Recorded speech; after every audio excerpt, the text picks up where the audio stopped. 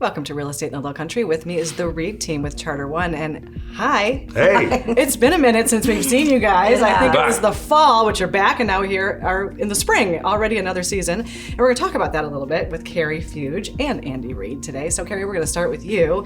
And that is, traditionally, people want to put their houses on the market in the spring. Right. It's a great time to do that normally. Is that still true? I mean, I know we've had people putting things on the market all along. Yeah. But are you seeing a surge now too? Well, we were talking about that earlier, that we really haven't. I mean, it's been one of those things that there's been so many people listing all along for this crazy market. People that were even thinking of selling have been putting it on the market. So because in the spring people would say their grass is prettier and things just show better, people waited. But we've found now, just because this market is unprecedented, that people have been listing all along. So I don't think we're seeing that traditional surge. And as you know, when things come on the market, they don't last long now or before. They're just going so quickly. So yeah, we haven't seen a big abundance of inventory. I mean, I would say that maybe in the fall we've just had more listings than maybe we normally would have had in spring, just because maybe sellers are taking advantage of the market right now, how good it is for them.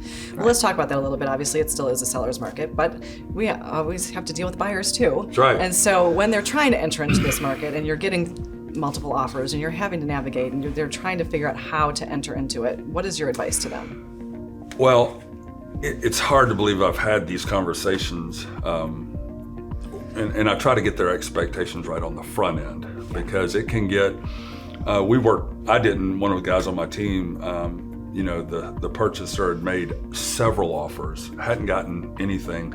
And they were like, I think the lady was like, look, I just don't know how many more times I can take getting close and not getting, or, and it's taxing for sure. on you mentally.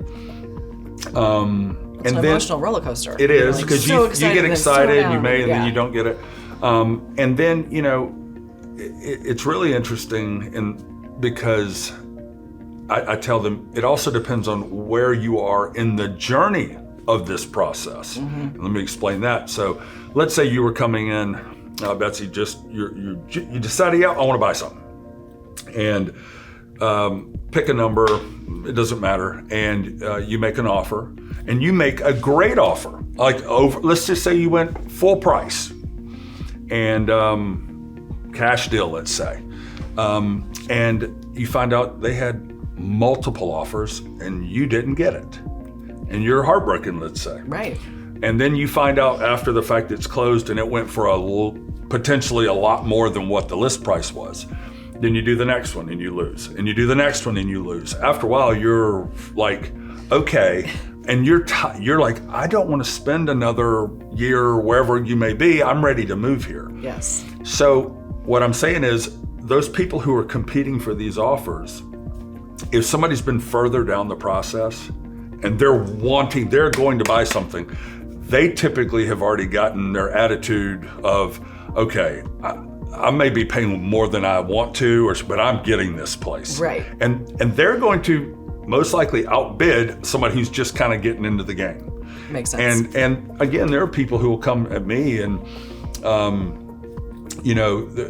I hear them, they said, I've made multiple offers on several properties, over list price, no inspections, things like, some people aren't even doing inspections. I know, which is crazy to me, but I know it's happening. It's just a risk, that they are willing to take, and some people aren't, some people aren't.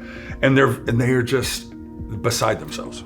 And so I just tell them, look, we'll do the best we can. Let's try to make it happen. If it happens, great. If not, but we'll have to try the next one. The problem is, the prices may continue to keep moving. Right. And so it's just tough. You got to get your expectations right. But it is very tough right now for buyers. But I do think that's so important, like you said, managing the expectations. Yep. You're probably going to have to go through this a couple of times Could be. before it sticks. Right.